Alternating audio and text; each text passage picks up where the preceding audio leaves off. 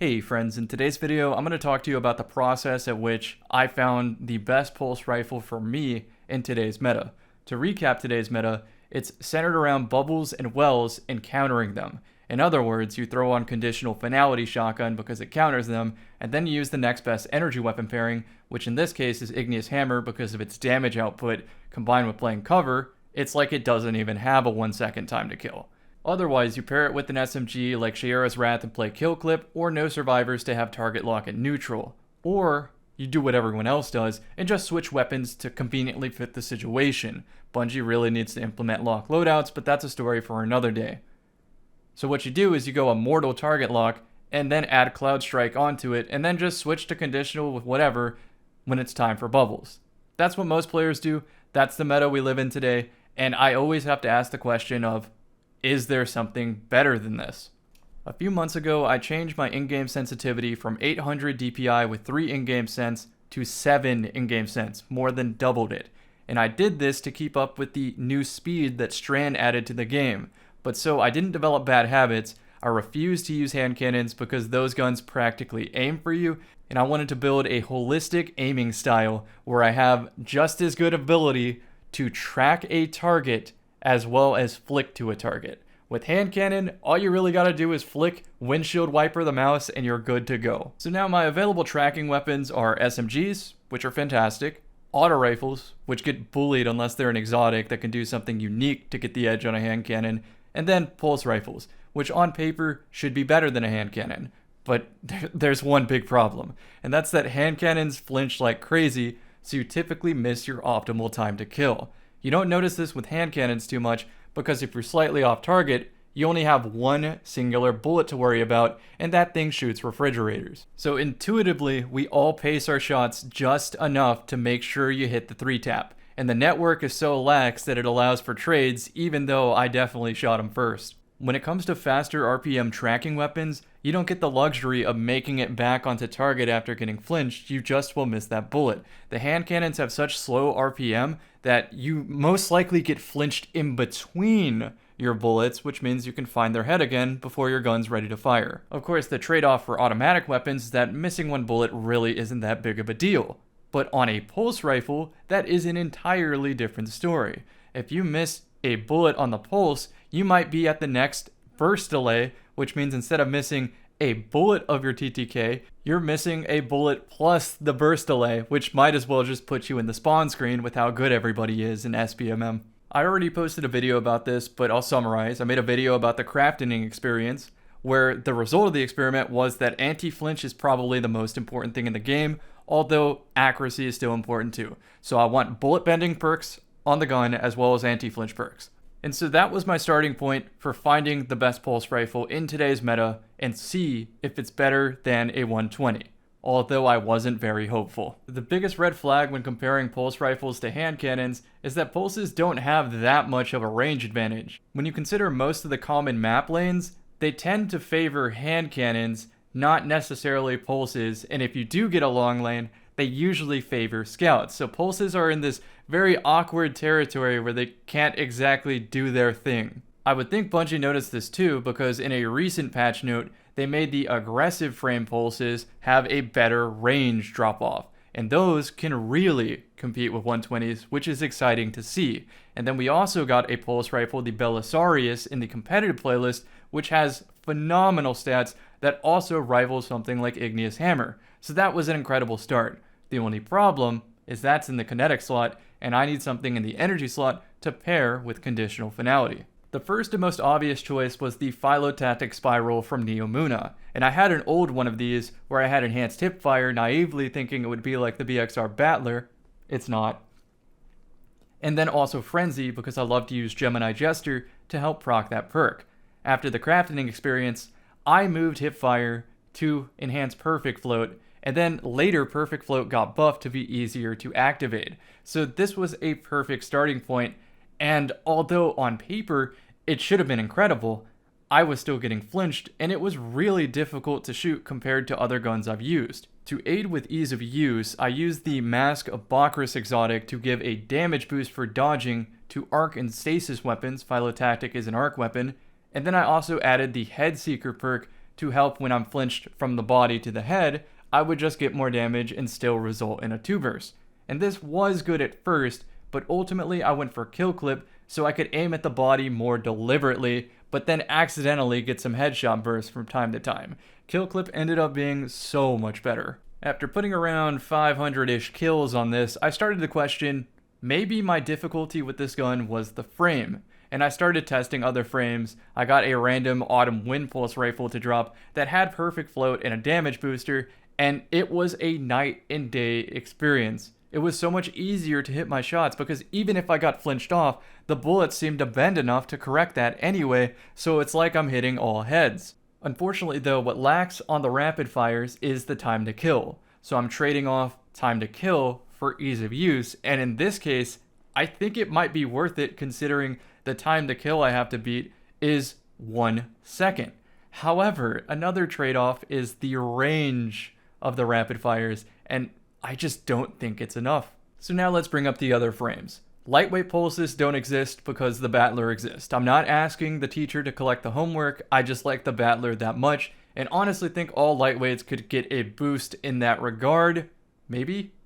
Anyway, we're gonna skip lightweights. They also have a worse TTK than rapids. Now, I've been down this rabbit hole when it comes to adaptive pulses. The result is, don't even consider using them unless you have some sort of damage boost build like a Lumina user, Radiant, etc. They are that bad.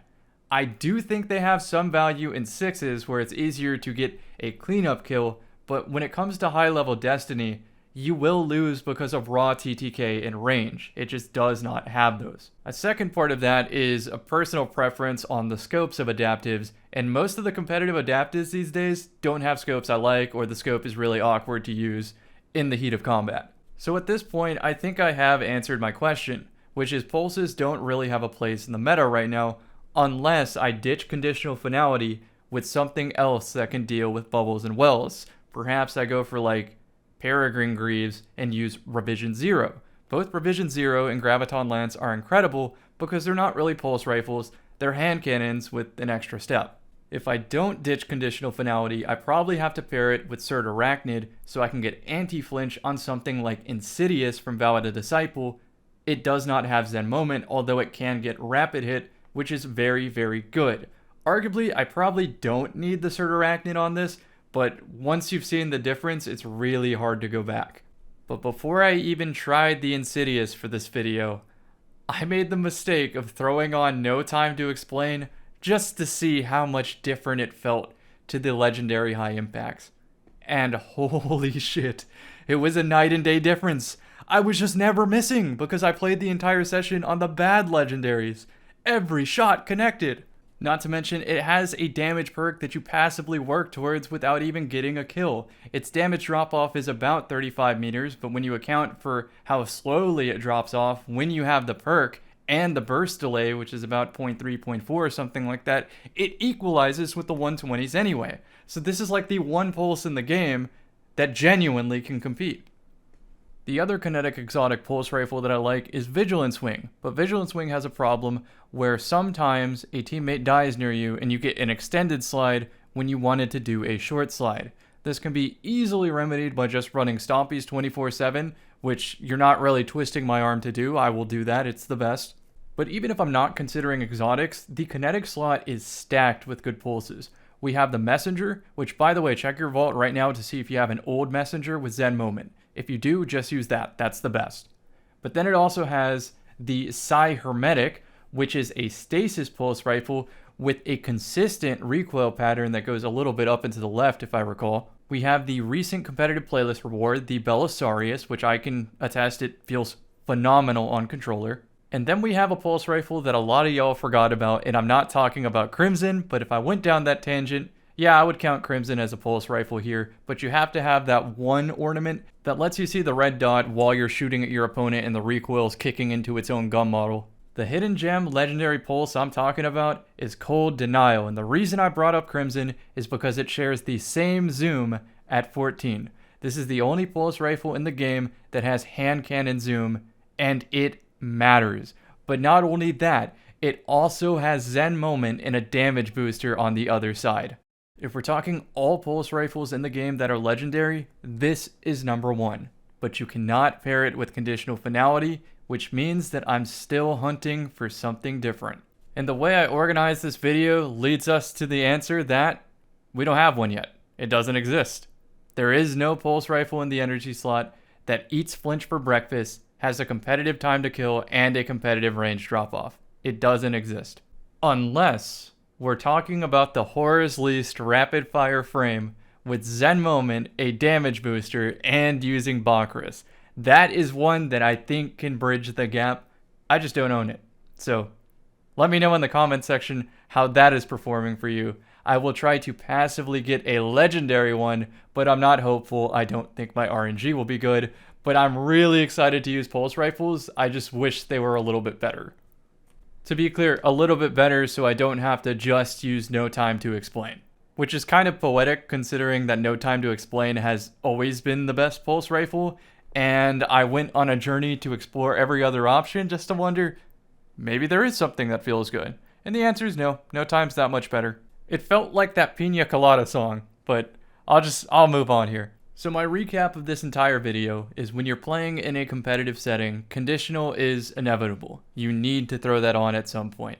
So your long range option is just Igneous Hammer, or you swap to a bow. I didn't even mention bows or scout rifles really in this video. There's not an energy scout that is legendary and very good that's obtainable anymore, unless you're like me and you kept a no feeling with box breathing. But for all intents and purposes, just use a bow. If you have to use something that isn't a hand cannon, don't use an auto. The next best one is the BXR Battler, not because it has a competitive time to kill, but because it's the only pulse in the game that doesn't come with movement penalties like the other pulses, and it also has like near perfect hipfire.